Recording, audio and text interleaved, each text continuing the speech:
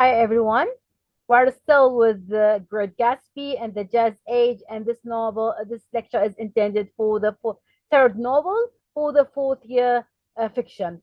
Why is the Jazz Age? I mean, what makes it like this? Of course, the term has been applied by Fitzgerald himself, and this is a kind of reaction, as you've seen here in the shared PowerPoint. It's a kind of reaction to death, destruction, the post-war prosperity. During that time, the migration that happened, we have a very different anthropological landscape here. Parties become bigger, the pace faster. This is a part of what we call modernity here. Buildings becoming higher, and definitely there's a kind of less that is the morality, the ethics, the standards, they're all becoming less and less. So it's a kind of modern decade of the 20s, and something about the whole world, not only in America, but it has been very much there with the American background. Even getting to the moon, it becomes like what extremes everything with fancy, with imagination, with art, everything. When we come to the idea of liquor and drinking habits, lifestyle, it's all there. It's all within with that the novel. The sale of alcohol, regulations, legislations. It's all uh, presented throughout this novel. I mean, something extreme that is coming. Men's fashion also, they become very fashionable. It's like movie stars. I mean, we can see movie stars, but they are normal people in the American streets. That kind of attachment to whatever appearances. This is exactly what we have throughout this age and this novel. So it comes like a love story. The novel comes like a love story between a man and woman, but actually the theme, it is much larger. It is less romantic in scope, and it's on very different spaces, like the geographical area becomes a kind of cultural conflict.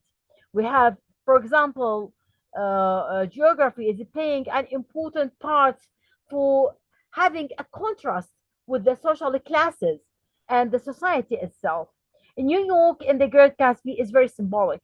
I mean, this is the city of the 1920s where the focus on it, a kind of also this integration of the American dream because of the preoccupation with the material access for men and also for women. You can see even the fashion here is is quite different. So when we come to the social and the moral values throughout the novel, and this is actually the main theme here: the decline of the American dream, the decline for the moral values that is happening here. And the war ended in 1918, but whatever outcome of the war is all are reflected in this novel. The hypocrisy, for example, it is so important.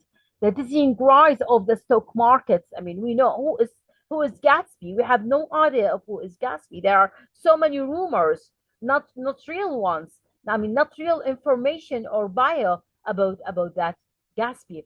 But what we know, there is something about his appearance as being a kind of leader of that shining world and shining. So the decline of the Victorian social morality with the early 20th century America becomes a kind giving rise to a different morality, a morality about the money and about the dollar. So here, for example, when we come to Fitzgerald, his life, the American dream was about discovery, individualism, pursuit of happiness.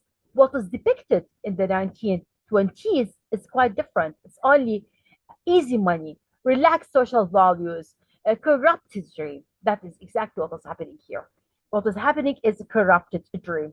Now, the eyes of the Dr. T.J. Eckelberg comes to exemplify that ideas.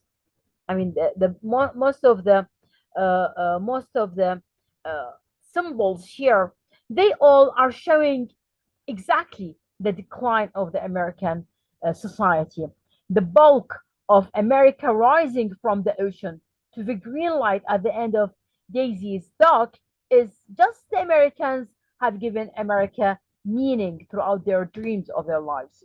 The ideal